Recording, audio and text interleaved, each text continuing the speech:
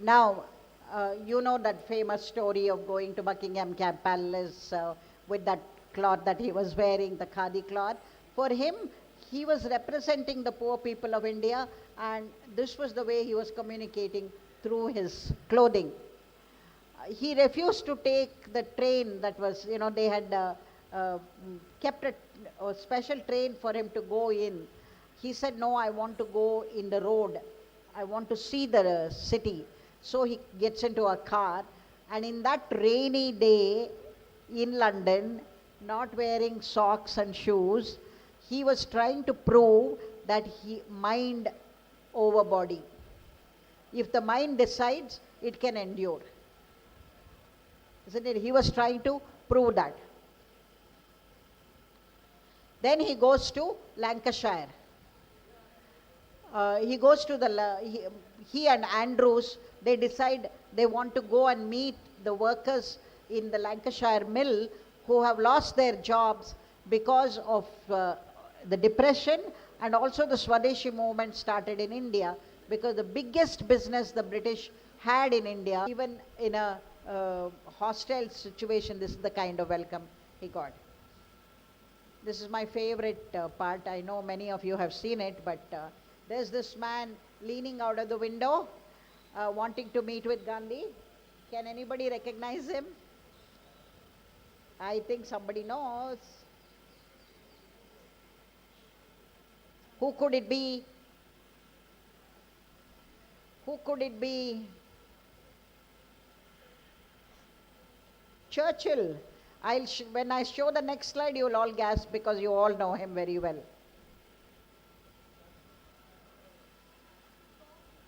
Charlie Chaplin had been excommunicated by Hollywood.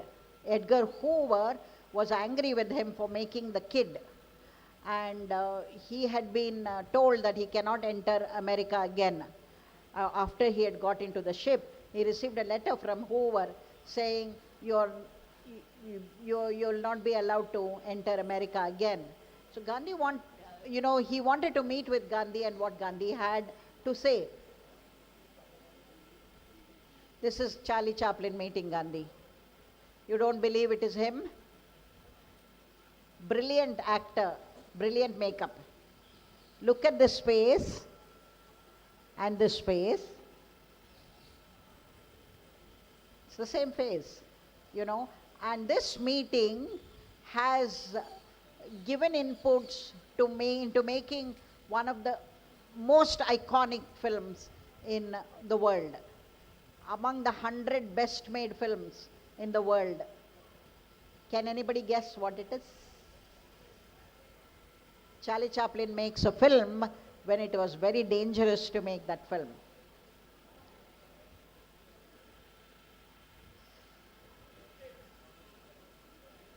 Yes, I hear. The Great Dictator. He was laughing at Hitler at a time when Hitler was powerful. Okay? And I have a small clipping from that film.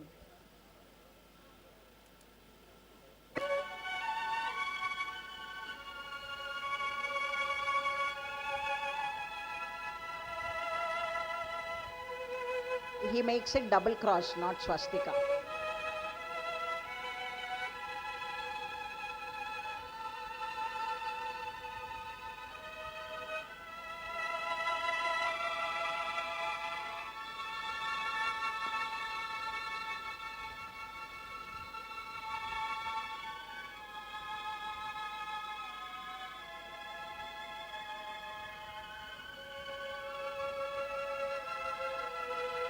You are sure to burst at one time, So be cautious, don't become going to be in South Africa for a long time. He came back to India to take his wife and children back to South Africa. He left Harilal behind, the firstborn, and took the second-born and a cousin and a nephew and his wife to South Africa. They traveled in ship, but when he was in India, he published a book, blue pamphlet. In that, he had listed out all the injustices meted out to Indians in South Africa, and he had given interviews, he had gone and met people. All this news had reached the white people in South Africa, and they said Gandhi is trouble. When he comes, we will teach him a lesson. So when the ship reached South Africa, he also describes this voyage very beautifully. He says, while they were going, suddenly there was a storm and the ship was going topsy-turvy almost. And at that time, all the screaming was the same. You couldn't hear different gods. You could not hear the names of different gods. It was the same screaming, everybody was screaming.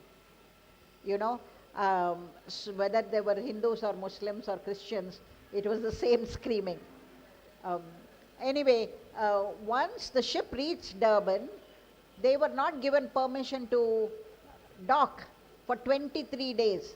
23 days quarantine was given to this ship because, first of all, there were people waiting in the harbor to lynch Gandhi, and they thought that these people were bringing plague. Not only that, they also did not want to welcome immigrants who are going to take away their jobs. Politicians always play on fear. They'll take away your job. This is what is happening around the world, isn't it? So they thought these Indians will come and take away our land, our jobs, and so we must not allow Indians to get down from the ship. So they quarantined the ship for 23 days. And these guys are waiting in the harbor to lynch Gandhi. A lawyer came to the ship and said, these guys are waiting outside and it's very dangerous. So can Gandhi get down later in the night with the other crew members covering him? Let other passengers get down now. And that was being discussed, and then Loughton and Gandhi said, no, it is cowardly to do that. We are not against the white people. We want our people to be equal, that's all. We are only asking for equality. We are not asking them to lose their jobs or anything like that. So I will explain to them, Gandhi said. But he got down during the day, he was lynched, he was kicked, his turban was torn, and blood started oozing from his forehead. At that time, Mrs. Alexander, who was passing by, stopped and said, what is this? This is Gandhi, a big lawyer, and you are lynching him. So she opened her parasol and she went and stood in front of Gandhi, between the boys and the Gandhi. And they knew that she was the wife of the police superintendent, white woman, and they all ran away. She took him to his friend Parsi Rustumji's house. And there, while having food, another group of white people gathered and said, give us Gandhi or we'll burn this house down. That is when Gandhi agreed to a suggestion that he will cover his face, wear the police officer's uniform, and go away by the side door. My question, I talk to students always, is the same man takes two opposite decisions for the same problem on the same day. How come?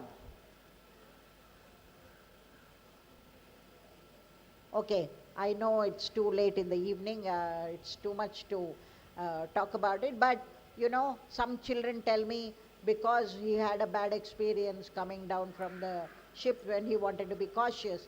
But some also tell me that, when you know that you cannot win in a violent situation, it is better to use some other strategy and avoid the violence.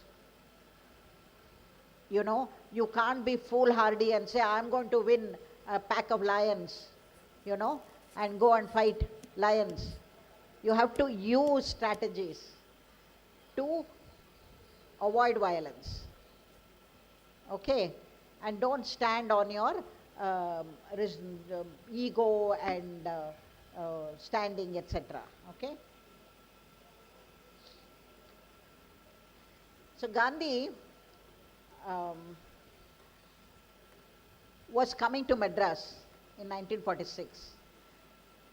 the superintendent of the Central Railway Station, Mr. Sirajuddin, I think his name was Sirajuddin or Jalaluddin or something like that, sent a telegram to Gandhi in Kolkata saying, please don't come and get down in Central Station, because if you come, there will be huge crowd in the Central Station.